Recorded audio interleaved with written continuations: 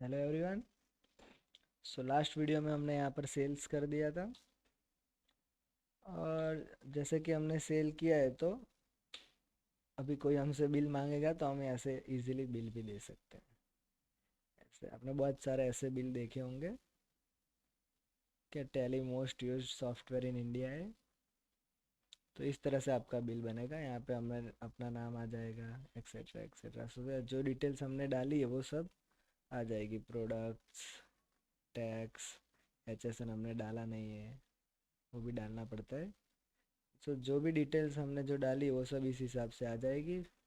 आप proper bill देख सकते हो। तो टैली में से हम ऐसे बिल बना सकते हैं।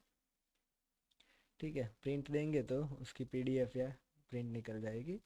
ठीक है, सो आज हमें देखना है कि आगे कैश। यहाँ पे हमारे पास बैंक अकाउंट में कुछ है ही नहीं। अब हम आ जाएंगे वाउचर्स में। तो यहाँ पे मैंने एक बैंक स्टेटमेंट ला दिया है अपनी फर्म का। ABC फर्म का बैंक स्टेटमेंट आ गया है। तो अभी हमें बैंक की एंट्रीज करनी है, तो वो कैसे करेंगे। चलिए, फर्स्ट ऑफ ऑल तो हमने यहाँ पे पेमेंट किया है, सत्यजीत से हमने परचेस किया था तो पैसा भी देना पड़ेगा। ओके, तो यहाँ पे पेमेंट है, F5 प्रेस कर सकते हैं। अभी डेट क्या है, 6/3/21। 6/3/21 को हम पेमेंट करेंगे। यहाँ पे सत्यजीत ट्रेडर्स का लेजर है ही। आप लिखोगे तो भी आ जाएगा ऊपर, और स्क्रॉल करके भी जा सकते हो। सत्यजीत ट्रेडर्स को हम कितना पे करेंगे, 2800।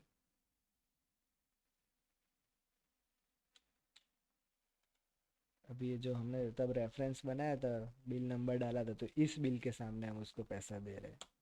तो it is good to have reference number. अब हम उसको पेमेंट कर रहे हैं, लेकिन कहाँ से कर रहे हैं। तो हमारी बैंक है पंजाब एंड सिंध बैंक में से कर रहे हैं।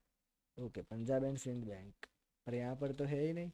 ओके, नो प्रॉब्लम, क्रिएट कर देंगे।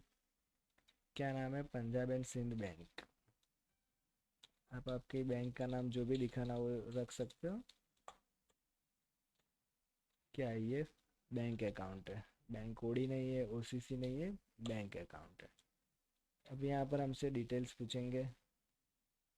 अकाउंट नंबर ये दिया, IFSC, बैंक नेम, ब्रांच कौन सी है। तो हम यहाँ पर जो भी ब्रांच आती है वो लिख सकते हैं। ठीक है, Ctrl A सेव कर देंगे हम। अब जैसे ही हम उसको पेमेंट करेंगे हमारे बैंक का बैलेंस हो जाएगा नेगेटिव। क्यों, क्योंकि बैंक में हमने कंट्रोल एंटर दबा के अंदर जाएंगे, ओपनिंग बैलेंस तो यहाँ पे रखा ही नहीं।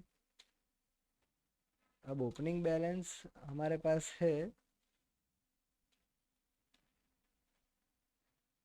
5,03,000.45। ओके, तो यहाँ पर हम ले लेंगे 503,000,000.45 डेबिट बैलेंस। ओके, तो अब आप देख सकते हो कि हमने अभी 2800 का पेमेंट किया। तो now our balance is 500,200.45। Okay, अगर चेक से पेमेंट किया हो तो हम यहाँ पर डिटेल्स डाल सकते हैं, चेक नंबर, इंस्ट्रूमेंट नंबर, जो भी है, डेट का है। हमने किया है ई फंड ट्रांसफ़र, तो यहाँ पे डिटेल्स डालो तो अच्छा है, नहीं डालो तो भी इट्स ओके, जैसे आपकी नीड है। ओके, तो यहाँ पे हम लिख देंगे नरेशन में, to Satyajit traders, Ctrl A। Okay, अभी हमने NEFT से भेज दिया उसको, तो बैंक भी चार्ज लगाएगी। ओके, बैंक चार्ज की एंट्री है। सो वो भी पेमेंट ही रहेगा। डेट है 6/3। ओके, अब बैंक चार्जेस तो है ही नहीं, नो प्रॉब्लम, बना देते हैं। Bank charges, indirect expenses not applicable, Ctrl A। Okay, bank charges 2.36। Bank charges Punjab and Sindh bank में से कटे हैं 2.36। आप बैलेंस हर एक एंट्री पर चेक कर सकते हैं। 5,01,98.09। सो कहीं पर भी एरर ना हो, कोई जगह हमें बाकी नहीं रखनी है। ओके, ई फंड ट्रांसफ़र कर दो, कंट्रोल है, ज़्यादा डिटेल्स हमको देनी नहीं है बैंक चार्ज में। अब जो नरेशन है वो कॉपी पेस्ट कर सकते हो, कंट्रोल है। ओके, ये तो हो गई, हमने परचेस किया था तो उसने हमको हमको उसको पेमेंट करना था। अब मंजीत को हमने सेल किया था तो वो भी हमको पैसा तो देगा। ओके, सो 8 डेट सिलेक्ट कर लेता हूँ मैं, 8/3/21।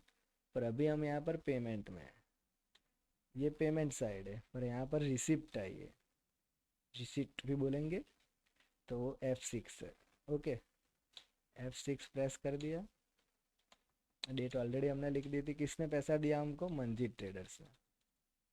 सिलेक्ट मंजीत ट्रेडर्स, यहाँ पर भी आपको बैलेंस मंजीत ट्रेडर्स का भी दिखाएगा कि आपको उससे कितना लेना था। 3416 3416। ओके, सो हम यहाँ पर 3416 का पेमेंट रिसीव कर रहे थे। हमारा बिल नंबर जो था आपको याद हो तो ABC001, तो उस बिल के सामने हमको पेमेंट मिला है। ओके, कौन सी बैंक में? पंजाब एंड सिंध बैंक में। अपनी बैंक सिलेक्ट कर लो, 3416। ओके, कैसे आया है? अगर आपने चेक दिया था, चेक लिया था कुछ हो तो चेक की डिटेल्स, लेकिन हमारा तो सब ई फंड ट्रांसफ़र में जाएगा।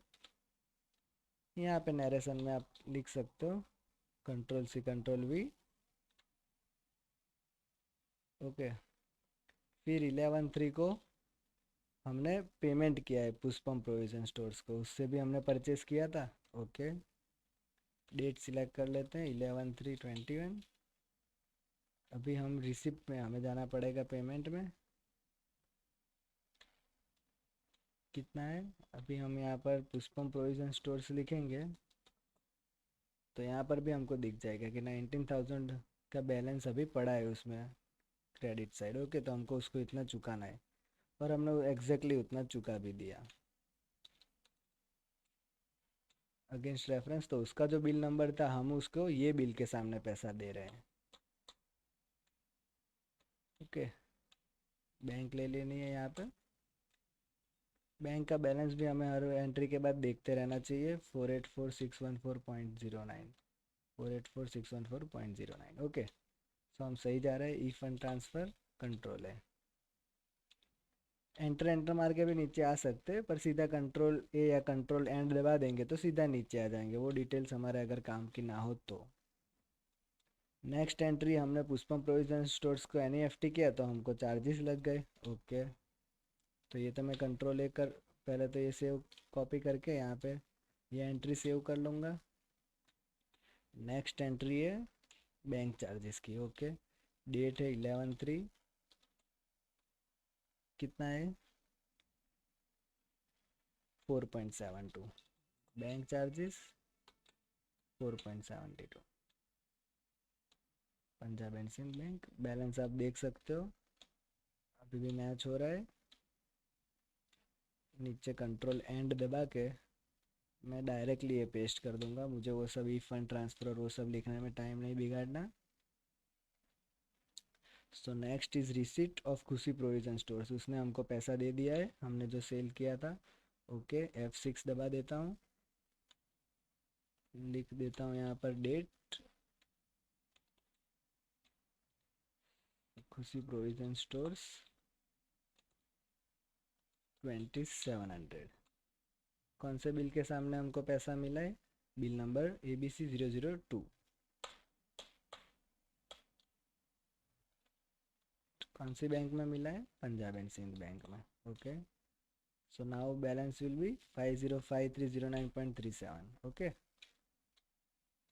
Ctrl+End और नरेशन यहाँ पे मैं पेस्ट कर दूंगा। Next is cash. ये कॉन्ट्रा एंट्रीज में बहुत लोगों को दिक्कत आ जाती है क्योंकि उसमें थोड़ा कंफ्यूजिंग रहता है, किसको डेबिट करना है किसको क्रेडिट करना है। ठीक है, तो हम उसको सिंपली पकड़ेंगे। सबसे पहले तो कॉन्ट्रा एंट्री करनी है तो F4 दबाएंगे। अब कॉन्ट्रा एंट्री क्या होती है वो तो आपको पता ही है। जैसे कि मैं कहता हूँ हम टैली सीख रहे हैं, अकाउंट्स नहीं। अकाउंट्स हमें आना चाहिए तभी टैली कर पाएंगे।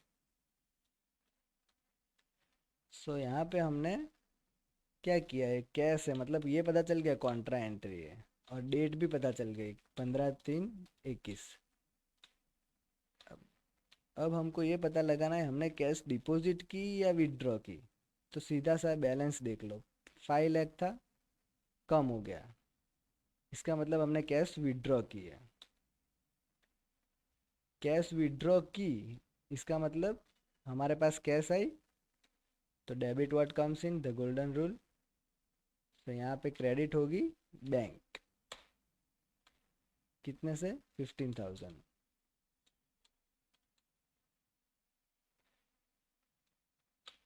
हमने चेक से विड्रॉ किया, एटीएम से की, वो सब हम डिटेल्स अभी नहीं डालेंगे, हमें कॉन्सेप्ट समझना है। ओके, कैश लिए, कैश 15,000, ओके। डेबिट, क्योंकि कैश हमारे पास आई, बैंक में से पैसा गया, क्रेडिट, ओके। तो ये कॉन्सेप्ट ऐसे तो बहुत इजी है, पर कई बार कंफ्यूज हो जाए तो रिकॉल कर लेना है, ओके। फिर 15/3 को हमने रामू काका को 7,500 दिए, वो हमारे एम्प्लॉय हैं, ओके। तो यहाँ पे अब हमें जर्नल एंट्री भी सीखनी पड़ेगी। फर्स्ट ऑफ ऑल हमें रामू काका का लेजर क्रिएट करना पड़ेगा, और रामू काका को क्यों पैसा देना है, तो चलो अभी हम ये एंट्री मारते हैं। हम इनको सैलरी या जो भी बोलेंगे आप, पे कर रहे हैं, तो वो हम इनको फेब मंथ के लिए ही कर रहे हैं, बट ऑब्वियस है अभी तो 15 दिन ही हुए, ओके। सो लास्ट डेट को एंट्री मारेंगे 28/2/21। रेफरेंस नंबर हमको देना हो तो दे सकते हैं, सैलरी फेब। अब हम यहाँ पर सैलरी एक्सपेंस डेबिट करेंगे, जो हमने अभी तक सैलरी एक्सपेंस का भी लेजर नहीं है, अल्टर सी सैलरी एक्सपेंस, इनडायरेक्ट एक्सपेंस में ही आएगा, ओके। कितनी है, अब हम ये दोनों की अलग एंट्री भी मार सकते हैं, सेम एंट्री भी मार सकते हैं, पर सेम मारना अच्छा रहेगा, एक बार में ही हम ख़त्म कर देंगे। टोटल है इनका 14,000, हम पे करेंगे सैलरी।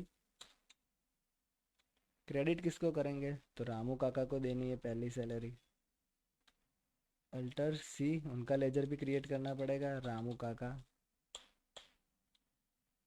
आप ब्रैकेट में लिख सकते हो आपके अंडरस्टैंडिंग के लिए कि ये एम्प्लॉय 1 है,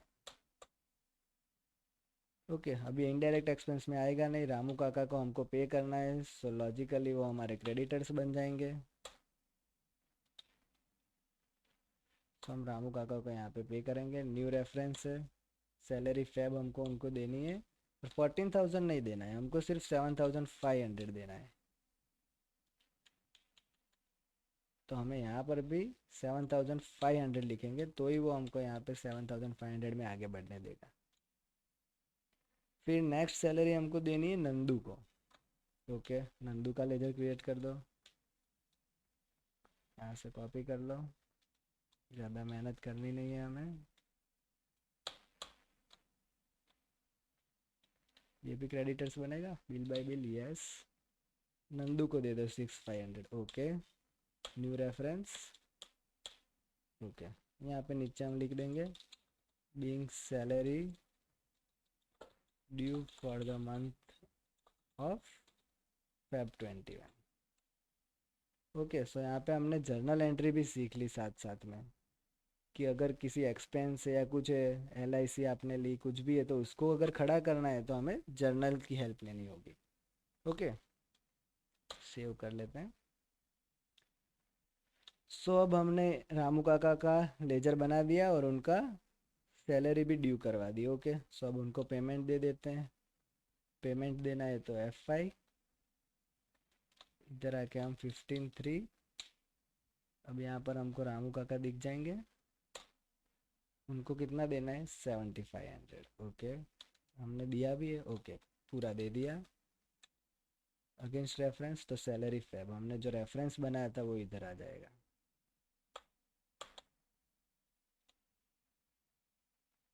ओके। क्रेडिट होगी Punjab and Sindh bank, balance मिल रहा है, बैलेंस मिल रहा है, ओके। आप नरेशन लिख सकते हो, इन केस अगर कुछ भी आगे पीछे हो जाए तो ढूंढने में इजी रहेगा। नेक्स्ट हमने पेमेंट किया नंदू को, ओके। सैलरी फैब पंजाब एंड सिंध बैंक से ही किया है।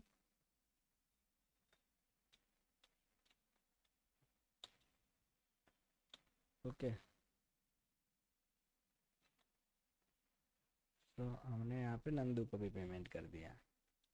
अब 20 तारीख को हमने क्या किया है, कैश है। चलो इतना पता चल गया। कॉन्ट्रा एंट्री F4 दबा दो। डेट हमको 20 दिख रही है। ओके, सो अब हमको क्या देखना है, बैंक बैलेंस बढ़ा 4,76,000 से 496 हुआ, तो हमने बैंक में पैसा बढ़ाए। बैंक में बढ़ाए मतलब कैश गई, तो credit what goes out, golden rule, cash 20,000। अब यहाँ पर नेगेटिव कैश बता रही है क्योंकि हमने कैश बुक की एंट्रीज अभी की नहीं है। अभी हम कैश बुक की एंट्रीज देखेंगे, पर पहले ये एंट्री कर लेते। पहले नेगेटिव हो रहा है वो हम सेट कर देंगे। 20,000 डेबिट हमने बैंक में कर दिया, तो बैलेंस बैंक का तो यहाँ पे क्लियर हो गया 496,309.37। ओके, नीचे आप लिख सकते हो कि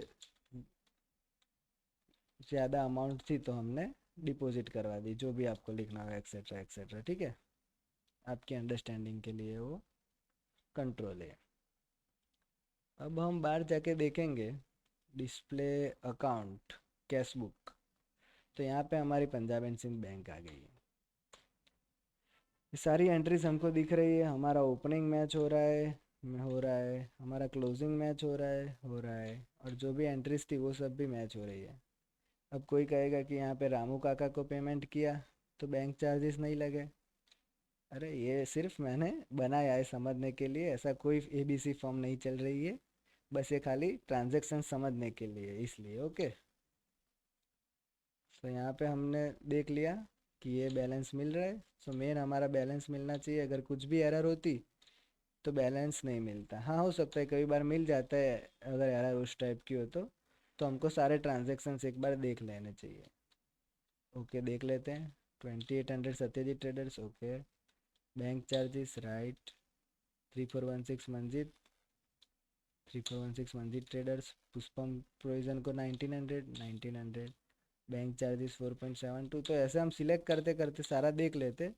अगर कोई एंट्री कम ज़्यादा होती तो हमको इधर ही मिल जाती और हमको पता चल जाता कि क्या एरर है। ठीक है, कई बार अकाउंट्स बैंक स्टेटमेंट को देख के लिखते, कई बार पैरेलली लिखते हैं।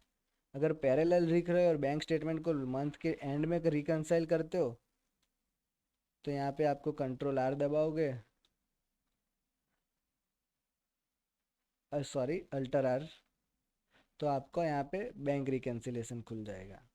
ठीक है, तो कई बार क्या होता है, हमने सत्यजीत ट्रेडर्स को चेक दे दिया 4 तारीख को, तो मान लो 6 तारीख को दे दिया, तो हमने हमारी बैंक में एंट्री मार दी 6 तारीख। पर कई बार वो क्या है, हमने चेक उसको 6 तारीख को दिया होता है, क्लियर होते होते वो तारीख 8, 10 कोई भी हो सकती है जब वो डिपॉजिट करेगा तब।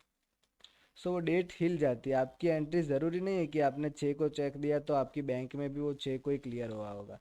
हो सकता है ये चेक अगर हमने चेक से पेमेंट किया होता तो ये हमने 2 तारीख को दिया होता तो वो क्लियर 6 को हुआ है। सो इन दैट केस हमें रिकन्सिलेशन करना पड़ेगा। तो जिस डेट को आप क्लियर हो रहा है बैंक में जो डेट आ रही है, तो वो डेट हम यहाँ पर सिंपली लिख देंगे। और हमारा तो सारा हमने बैंक स्टेटमेंट को देख कर ही एंट्रीज की है, तो हम सिंपली